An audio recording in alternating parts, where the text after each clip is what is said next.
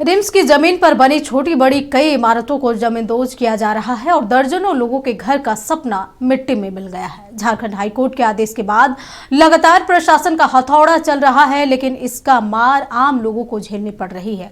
वहीं इस विवादित भूमि पर निर्माण को मंजूरी देने वालों ने अपनी जिम्मेदारी से हाथ झाड़ लिए हैं। देखिए रिपोर्ट। रिम्स की जमीन का अधिग्रहण 1960 में हुआ था। उसके बाद कई अधिकारी आए और चले गए। इस दौरान जमीन के कागजों में जमकर हेराफेरी हुई। कई अवैध निर्माण हुए। 4 मंजिला अपार्टमेंट तक बन गई। इस दौरान न कोई विभाग ने सवाल उठाया, न निर्माण पर रोक लगाई गई। कई लोगों ने जीवन भर की पूंजी लगाकर यहाँ घर खरीदा, सभी कागजात बनवाए, लोन लिया, EMI भी चल रही है। लेकिन अब 2025 में झारखंड हाईकोर्ट के आदेश पर इसे अवैध निर्माण बताकर तोड़ा जा रहा है। सितंबर में हम परचेज किए हैं, 90 लाख रुपए के आसपास मेरा लग गया है, जिसमें से बैंक लोन भी है, कुछ मेरा अपना जो मेरा सेविंग था उससे लगा। मतलब जो भी पूरा लाइफ टाइम का जो भी है सारा हम इसे में लगा दिया है। ये हमको पता जब देख रहे हैं, आपको कोई चीज़ पेपर ही देखोगे ना आप। अब नगर निगम पेपर दिया, रेरा इसको सर्टिफिकेट दिया है, 5 साल से बन रहा है, बैंक इसको फाइनेंस किया है, तो हर सबको तो अपने अपने तरीके से सब वेरीफाई किया। हम लोग का उपाय कुछ नहीं। अब हाई कोर्ट सुप्रीम कोर्ट के लिए अपील किया। मंडे को हम लोग का सुनवाई है। रेरा के पास एप्लीकेशन दिए हुए हैं, बिल्डर से हम लोग का जो करवाएगा। कोई भी अगर फ्लैट खरीदता है तो कई तरीके से तस्दीक करता है। अगर जमीन विवादित हो तो न बैंक लोन देता है, न निगम नक्शा पास करता है। रेरा भी लोगों को बिल्डरों की धोखाधड़ी से बचाने का दावा करती है, लेकिन इस मामले में न नगर निगम ने निर्माण रोका, न बैंकों ने लोन पर रोक लगाई और न ही रेरा ने लोगों को सावधान किया। सबने एक अवैध निर्माण को मंजूरी दे दी और अब एक दूसरे पर दोष मंड रहे हैं।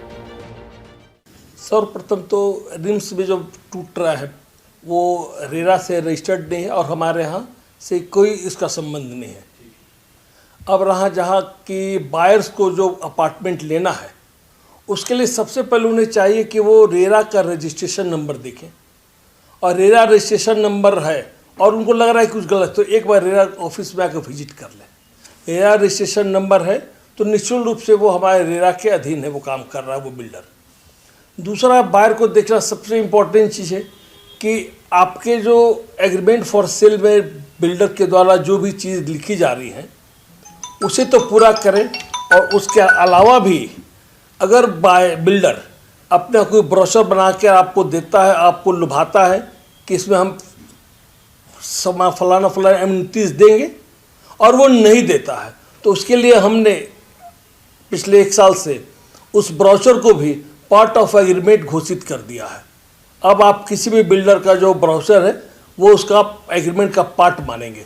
इसीलिए बिल्डर गलत ब्राउचर बनाकर उपभोक्ता को न ठग सके। आमतौर पर नगर निगम जमीन के कागजात की जांच के बाद ही नक्शा पास करता है, लेकिन इस मामले में किसी ने ये जांचना जरूरी नहीं समझा कि जमीन किसकी है। इस घोर लापरवाही के बावजूद नगर आयुक्त का कहना है कि निगम के पास जो डॉक्यूमेंट आए थे उसी के आधार पर नक्शा पास किया गया, लेकिन डॉक्यूमेंट सही थे या गलत, इसकी जांच करने की अथॉरिटी निगम के पास नहीं है। कोई इसमें इंक्वायरी नहीं है, क्योंकि अब हमने पहले ही बोला कि हमारे प्रोसेस में ही नहीं है कि वो कागजात हम लोग गड़बड़ कर रहे हैं। जो वो दे रहा है उस आधार पे ही हमें करना है, हमें उसमें और डीपली इंक्वायर नहीं करना है। और अगर एक का करेंगे तो हम सबका क्यों नहीं कर रहे? Why have you be targeting कोई 1 पर्सन को कर रहे हैं? तो ये करना भी गलत हो जाएगा। तो मेरे हिसाब से किसी प्रकार का हमें नहीं लगता कोई अनुचित कार्य उस समय हुआ है।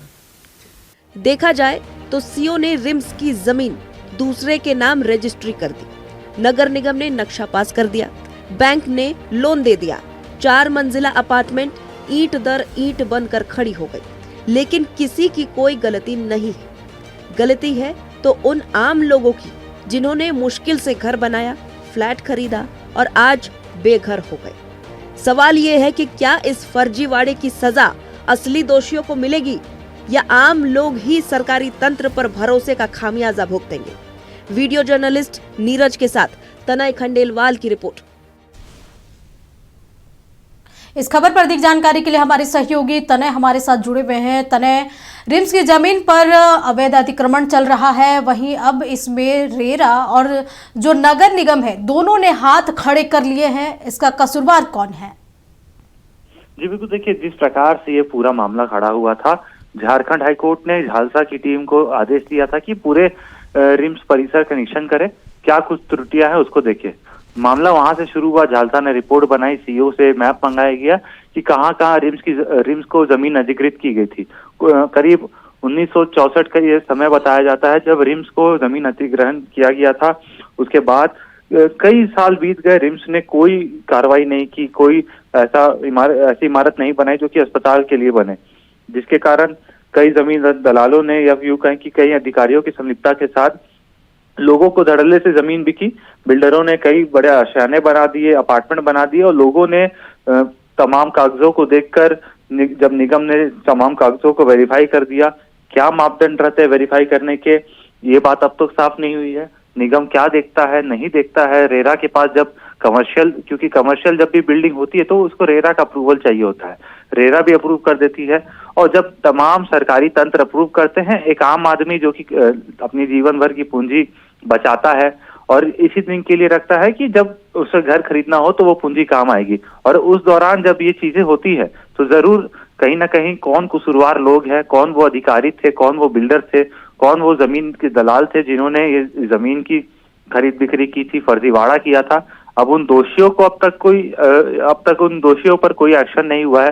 सिर्फ एक्शन हो रहा है तो उन आशियानों पर, उन आम लोगों पर जो कि इस फर्जीवाड़े के शिकार हो गए थे, जो रिम्स की जमीन पर कहीं ना कहीं बिना किसी कसूर के अपना घर बना बैठे थे। अब जब बुलडोजर चल रहा है तो उन लोगों के आशियाने टूट रहे हैं जिन लोगों ने अपनी जीवन भर की कमाई बचाकर वो घर खरीदा था। जी चलिए तने, तमाम जानकारी के लिए आपका बहुत बहुत शुक्रिया। तो बता दें कि रिम्स पर अवैध जमीन जो बने हुए हैं उसको अवैध जमीन को लगातार बुलडोजर कार्रवाई से हटाया जा रहा है, लेकिन इसमें कई ऐसे अपार्टमेंट भी आ गए हैं जिसको लेकर के अब नगर निगम और रेरा दोनों ही ने हाथ खड़े कर लिए हैं।